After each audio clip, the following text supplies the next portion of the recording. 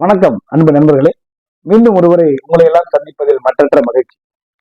இன்றைய தினம் நமது காணொலி வாயிலாக அமாவாசை விரதத்தை யாரெல்லாம் கடைபிடிக்க வேண்டும், யாரெல்லாம் செய்ய வேண்டும் என்பதை பற்றி தெரிந்து கொள்ள இருக்கின்றோம். ஏற்கனவே இது பற்றி ஒரு வீடியோ ஒன்று போட்டிருக்கேன். இருந்தாலும் நிறைய பேருக்கு இந்த சந்தேகம் இருக்கு. அமாவாசை விரதம் கணவன் மனைவி 2 பேரும் சேர்ந்து இருக்க வேண்டிய ஒரு விரதம். மனைவியுடைய அப்பா அம்மா உயிரோட இருந்தாலும் கணவனுடைய தாயார் தகப்பனார்ல யாராவது இறந்திருந்தால், குறிப்பாக தகப்பனார் இறந்து விட்டால், தாயார் இறந்து தகப்பனார் உயிரோட இருந்தால் அமாவாசை விரதம் இருக்க வேண்டியது இல்லை.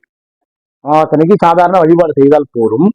தகப்பனார் உயிரோடு இல்லாமல் இருந்தால்தான் அமாவாசை விரதம் கண்டிப்பாக இருக்க வேண்டும். இது கணவனுக்குத்தான், மனைவிக்கு அல்ல. நல்லா புரிஞ்சுக்கணும். கணவன் மனைவி 2 பேரும் இருக்கக்கூடிய அமாவாசை விரதத்துல கணவனுடைய தகப்பனார் இறந்து விட்டால் கண்டிப்பாக அமாவாசை விரதத்தை 2 பேரும் இருக்கணும். கணவனும் இருக்கணும், மனைவியும் இருக்கணும். மனைவியோட அப்பா உயிரோட இருந்தாலும் நமக்கு அந்த அதிகாரம் கிடையாது. ஏன்னா பெண்கள் திருமணம் ஆகிட்டு கணவனோட வந்துட்டாங்கன்னா புகுந்த வீட்டில் இருக்கக்கூடிய இந்த தீட்டு, இந்த சம்பிரதாயங்கள் மனைவிக்கு தாக்காது. மனைவிக்கு பாதிப்பை ஏற்படுத்தாது. ஒரு குறிப்பிட்ட தினங்கள் மட்டும்தான் மனைவிக்கு அந்த பாதிப்பை ஏற்படுத்தும். ஆகையினால கணவனுடைய தாயார் தகப்பனார் மட்டும்தான் இவங்களுக்கு நேரடியான கோத்திரக்காரர்கள். அப்படிங்கிற பட்சத்துல கணவனுடைய அப்பா இறந்துட்டால் கண்டிப்பாக அமாவாசை விரதம் கணவன் மனைவி 2 பேரும் இருக்கணும். ரொம்ப முக்கியம். அமாவாசை விரதம் எப்படி இருக்கணும் அப்படின்னா, மற்ற விரதங்கள் போலவே அன்னைக்கும், அந்த அமாவாசை அன்னைக்கும் வீடு வாசல்லாம் கழுவி சுத்தம் பண்ணி அதிகாலையில் எழுந்து தலைக்கு குளிச்சுட்டு, அன்னைக்கு எண்ணெய் வச்சு குளிக்க கூடாது, எண்ணெய் சீக்கா பயன்படுத்தக்கூடாது. தலைக்கு குளிச்சுட்டு வீடு வாசல் கழுவி சுத்தம் பண்ணி சுவாமிகிட்ட விளக்கேற்றி முன்னோர்கள் படங்கள்லாம் வச்சு அந்த படங்கள் இருக்கக்கூடிய இடத்த சுத்தம் பண்ணி அங்க முன்னோர்கள் படத்துக்கிட்ட ஒரு தீபம் ஏற்றி வச்சு அன்னைக்கு சமையல் பண்ணி, அதாவது எப்படி சமையல் பண்ணணும்னா பச்சரிசி சாதம் தான் சமைக்கிறோம். புழுங்கல் அரிசி சமைக்க கூடாது. ஏன்னா புழுங்கல் அரிசிங்கிறது ஏற்கனவே சாதமான ஒரு அரிசி தான். அதை சமைச்சோம்னா மடி இல்லாம போயிடும், மடியாக இருக்காது. ஆகையினால பச்சரிசி சாதம் தான் அன்னைக்கு சமைக்கணும். காய்கறிகள், வழக்கமான காய்கறிகள் சமைக்கலாம். வெங்காயம், பூண்டு, பெருஞ்சீரகம் கண்டிப்பாக சேர்க்க கூடாது. அமாவாசை அன்னைக்கு வெங்காயம், பூண்டு, பெருஞ்சீரகம் சமையல்ல சேர்க்கக்கூடாது. சில பேர் வீட்டுல மஞ்சள் சேர்க்க மாட்டாங்க. அது அவங்களுடைய வீட்டு பழக்கத்தை பொறுத்து இருக்கிறது. அதுக்கு ஆப்ஷன் இருக்கு. அது அவங்க வீட்டு பழக்கத்தின்படி செஞ்சுக்கலாம். ஆனா வெங்காயம், பூண்டு, பெருஞ்சீரகம் கண்டிப்பாக சேர்க்கக்கூடாது. அதே போல காய்கறிகள்ல முருங்கைக்காய், கத்திரிக்காய், முள்ளங்கி, இந்த காய்கறிகள் கண்டிப்பாக சேர்க்கக்கூடாது. சமையல்ல சேர்க்கக்கூடாது. அது இல்லாம தான் சமையல் பண்ணணும்.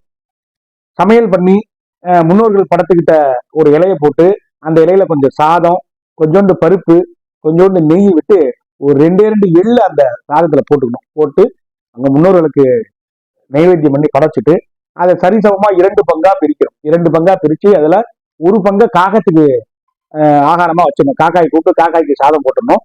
மீதி இருக்கிறத நம்ம வழக்கமா சமைச்சு வச்சுக்கிறதோட கலந்து நம்ம எல்லாம் சாப்பிடலாம்.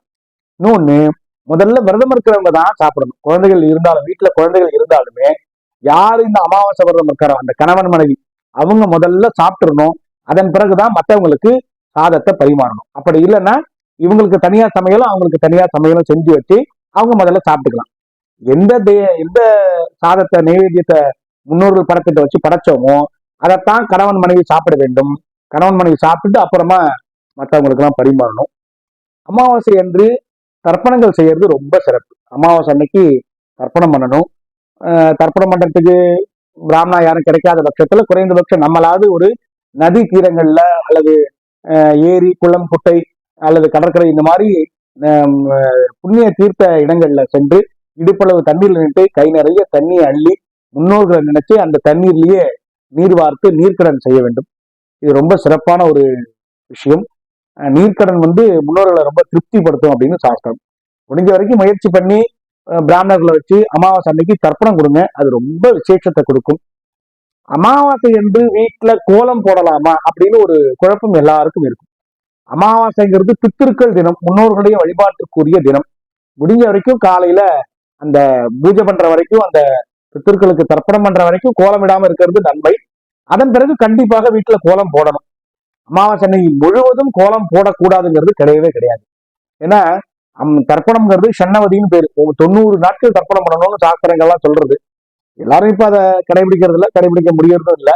ஆகையினால குறிப்பா அமாவாசை தினம் பித்திருக்களுடைய தினம், முன்னோர்களுடைய வழிபாட்டுக்குரிய தினம் அப்படிங்கிறதுனால அன்னைக்கு காலையில நம்ம அந்த விரத பூர்த்தி பண்ற வரைக்கும் கோலம் விடாமல் இருந்து, விரத பூர்த்தி முடிஞ்ச உடனே முழுமையாக கோலம் விட்டு அந்த வீட்டுல வழக்கம் போல சாயங்காலம் கோலம் விட்டாலும் சரி, இல்ல நம்ம விரதம் முடிஞ்ச போல கோலம் விட்டாலும் சரி, கோலம் போடலாம், தவறில்லை. விரதம் இருக்கிற வரைக்கும், அந்த விரதத்தை பூர்த்தி பண்ற வரைக்கும் கோலம் விடாமல் இருப்பது நன்மை. நன்றி.